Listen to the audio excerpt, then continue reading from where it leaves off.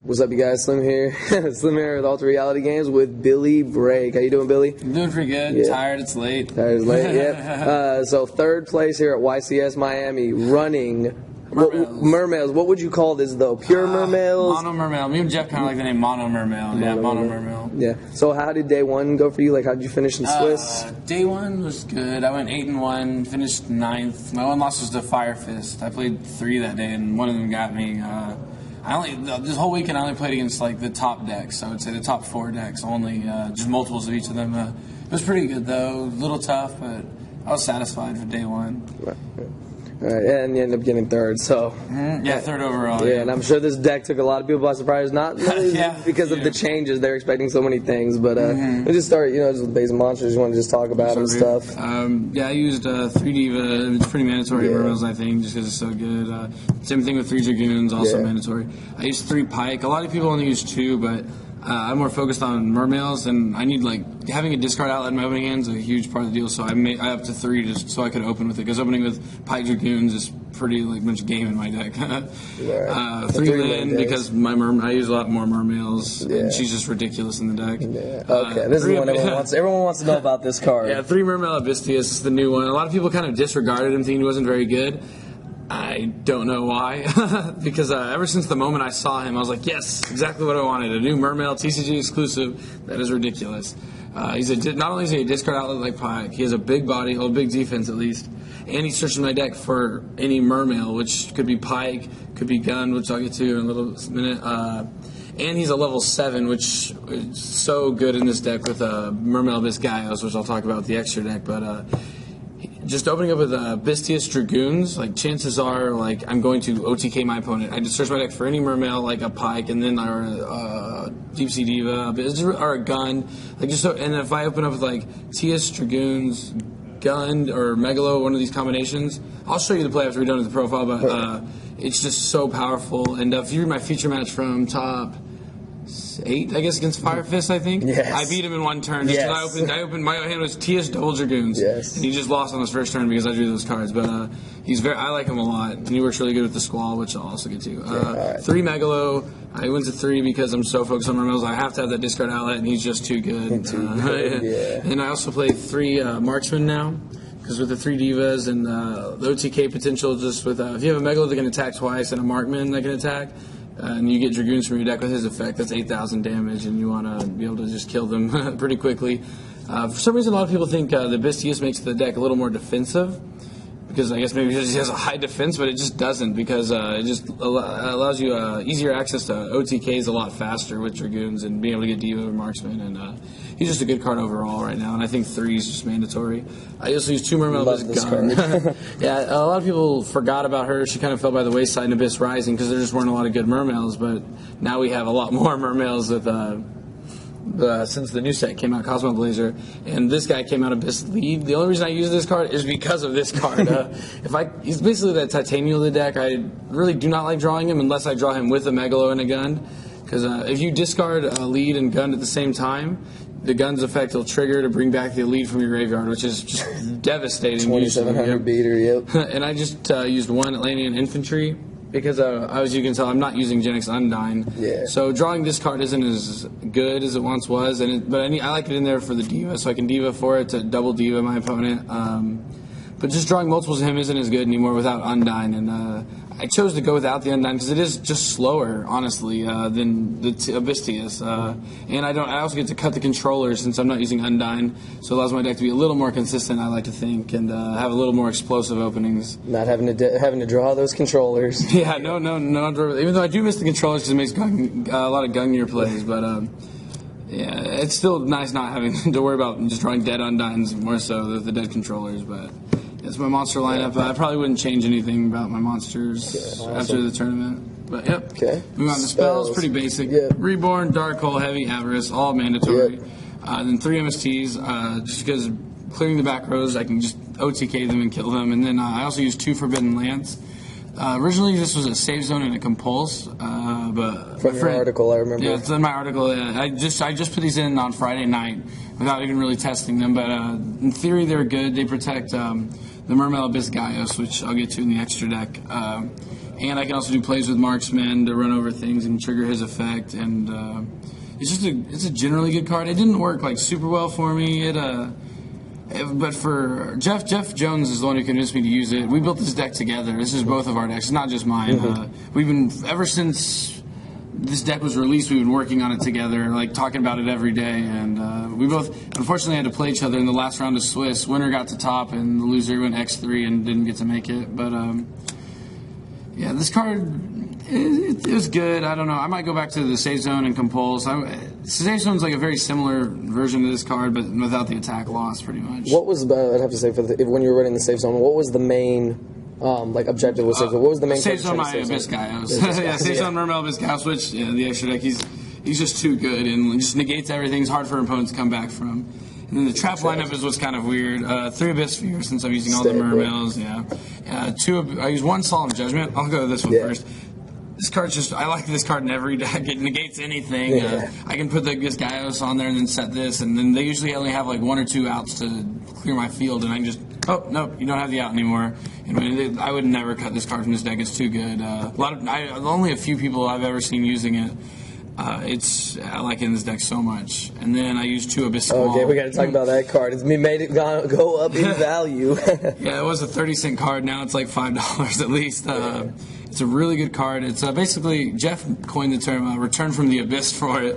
It targets 3 Mermails from your game, exactly 3. Special summons in defense mode. Their effects are negated and they die during the end phase.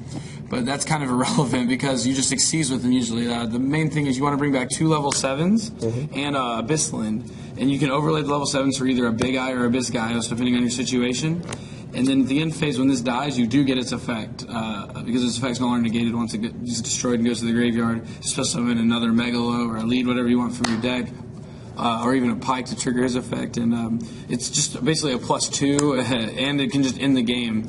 And the big part is like you'll put the Gaios on the board, the Mermail Abyss Gaios, and you'll be able to search this out with the Megalo. And then once they try really hard to deal with your Gaios, you just have this to activate. Now they have to deal with another one.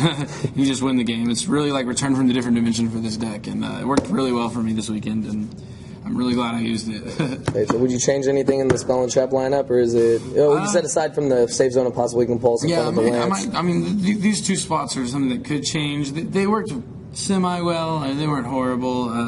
But yeah, just the lances are the only thing I think about. I did like them, but I'm always changing a little bit. But I was pretty happy with the way everything worked for the most part. Yeah. Okay. Awesome. You had 40 card deck? Yep, 40. Awesome. I kept it at 40 because I wanted to make sure I wanted to either draw Pike Dragoons, TS Dragoons. I had to open up my combos, so I tried to keep my deck at 40. Awesome. All right. Well, now onto the side deck. And on to the side deck. Yep.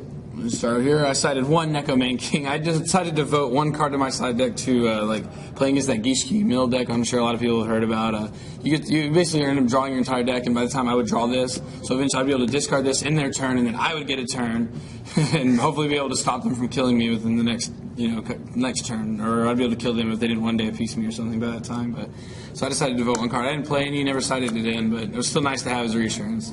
I sided 2 Trigodias for the mirror match. It works really well with Max C in the mirror. I just didn't want to play Gores because this guy I can discard 7s to take their 7s. Just more versatile, pretty much. And then the 2 Max Cs for the mirror match, windups, general stuff it goes in against. Then we have the 2 deck Devastation Virus. A little term I decided to talk about this weekend. I put the Devastation in Devastation Virus every time I activated it. For the first 9 rounds, the lowest amount of cards I hit with this when I activated it was 4. Like, no, I'm not talking about through the 3 turns. I'm talking about when I activated it. Wow. And I would just outright win every time this resolved. It worked. I had also sided Mind Crush most of the time with it, and I would draw them together. And just this card was ridiculous for me this weekend. And I have a lot of targets. I mean, I'm playing a water deck, so it seems kind of funny. But I have the Synchros, and even Big Eye can be decked out. I have 3 Divas. Yeah. Anytime I make 2 ranked 7s. I mean, I've never really decked out a Trag, but it is an option, but it just never really came about. But this card's pretty funny. I sided 2 Gozen Maps for the windup and Rabbit sometimes. And then I sided the Mind Crushes for the mirror match. And a lot of decks. And mainly just the mirror match and fire. I ended up putting it in against Fire Fist as well because they would Tinky and use Mind Crush.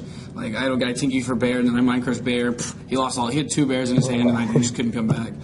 2 Dust Tornadoes, Dino Rabbit, Fire Fist. everyone was citing like overworks and stuff, but I decided to go with dust tornadoes because they would summon all their guys and then have their fire formations and.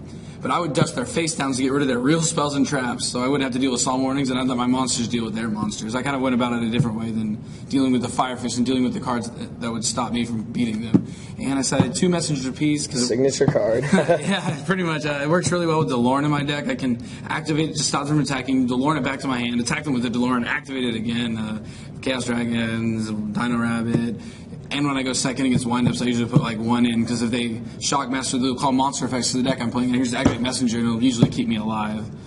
Sometimes it's just nice to have. Awesome. That's the side. Yeah. Anything you change on the side, like aside from maybe I mean, since that deck's pretty much done with 1 day at 1. Yeah. I mean, this might come out. I mean, the Mind Crushers were okay. The Trags are. I mean, it's depending on the way the meta changes, it'll change the side deck. But I was happy with what I picked for this weekend, at least. I mean, I guess I'll probably keep these in. The windups aren't going to be as popular, so I might reassess like the goes and matches maybe, because the really only deck I put this in against is Dino Rabbit, and I don't like it that much against Dino Rabbit, so these might come out because now the windups are going to be gone. It's all about that deck, Dev. Yeah, this card's pretty good. All right, and just the extra deck. Extra deck, we got Armory Arm, only 4.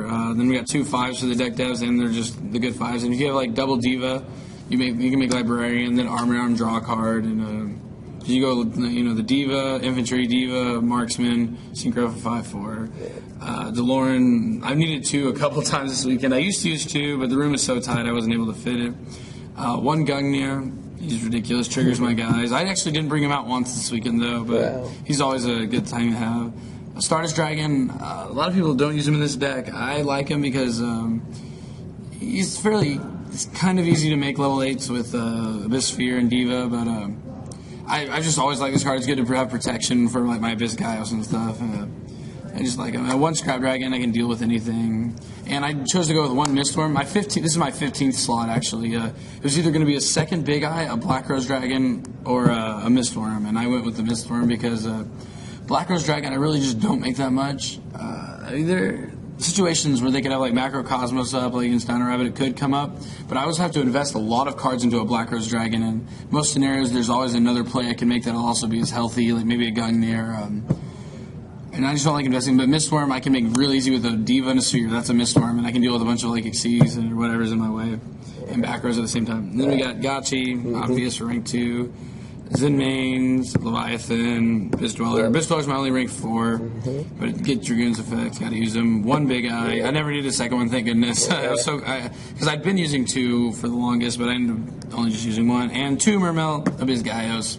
The best card. This card is ridiculous. It's the reason why this deck is what it is. It's the reason why Abyss Squall is what it is. It's the reason why Abyss Titus is what it is. He's the reason for the season. He's everything. The reason for the season. He's the reason for the water season. Yeah, this card's this card's just amazing. I thought about this card instantly when I heard about Abyss Titus. It's because he's so easy to make now. Because you have so many level 7s that are so easy to summon. You can push for game if they somehow stop it. Oh, just drop this guy. Now you're controlling the game too. Level 5 or high monsters can't attack while he has materials, so it shuts down a lot of decks just with that effect. And you can also, once returned during either player's turn, you detach. You can negate all face-up monsters your opponent currently controls with less attack than himself, which is a majority of cards in the game. Outside of like Blackluster Soldier, you're going to be negating everything, and it's really good against pretty much every deck. Even the Mirror they can't attack, and they can't Big Eye him because you just negate Big Eye. Just a really good card. Won me a lot of games. Makes the Abyss Squall, just makes him, and then. Or you make him with like a Megalo and Abyss Titus, and with the Megalo you search through the Abyss Squall, and you just so they have to deal with him, and then once they actually kill him, you just Abyss Squall and make another one, and now they have to deal with 2, and the odds are they usually don't get past 2. But yeah. All right. Anything else you want to add, Billy? I had a good weekend. I wish I could have got my 3rd win, but it wasn't in the stars for me this time. I'll be at YCS Austin. It's in my own state. Awesome. Hope I get to meet some people there. Come out and check it out. It's a new format. Sort of. It's a wind-up-less format. So everyone's happy there. We still got to deal with Macro Rabbit and water, so we'll see how it goes. Yep, and your article's already posted. Article's already posted. It explains a little bit more, or some things. It also goes into detail about Save Zone and Compulse, which I end up not using, but I could go back to, and you can see why my reasoning behind those cards, too. Awesome. Well, all right. We'll see you in Texas, Billy. See you there. All right, you guys. Thank you for watching.